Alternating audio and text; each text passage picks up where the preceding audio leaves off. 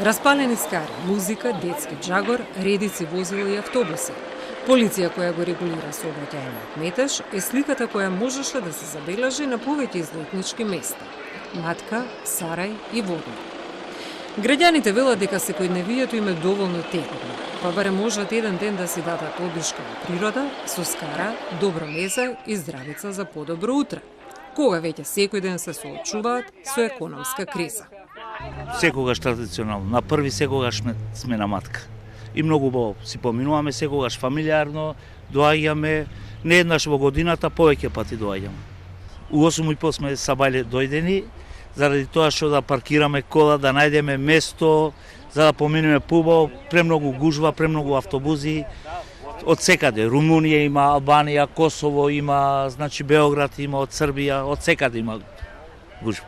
Ден на трудот. Синдикалците се на протести, дел од граѓаните се на традиционалната првомеска скара. Така.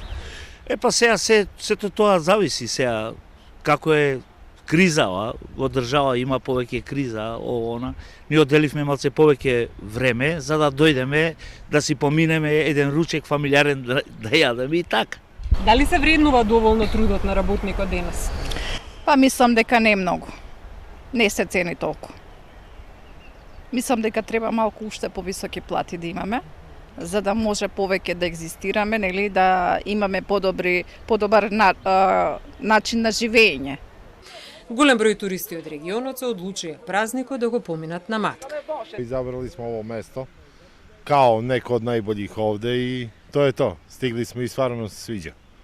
Дали сметате дека доволно се платени работниците во време на економска криза? У политику се не разумем и не интересуваме политика, али... Зборувам за вреднувањето на трудот на работниците, платите. Плате су све мање и мање суда, а све е скупле. Идемо да се прошетамо и да видиме овој крај, да се дружимо, никаде смо биле овде. Имајќи предвид економската криза, дали сметате дека доволно е вреднуван трудот на работниците? Во моментов има протести во центарот на градот. Свак да е на свој начин, разумеш, свак некој воли да протестуе, некој воли да се весели, свакоме е дозволено. Ова ти е европска земја, кој што жели. Во светот постојат точно определени површини кои се наменети за пикник и каде е дозволено граѓаните да подготвуваат скара. Да не паркираат на зелени површини и до одредени локации да стасаат пеш. Во меѓувреме кај нас како да не постојат јасни критериуми во однос на овие прашања.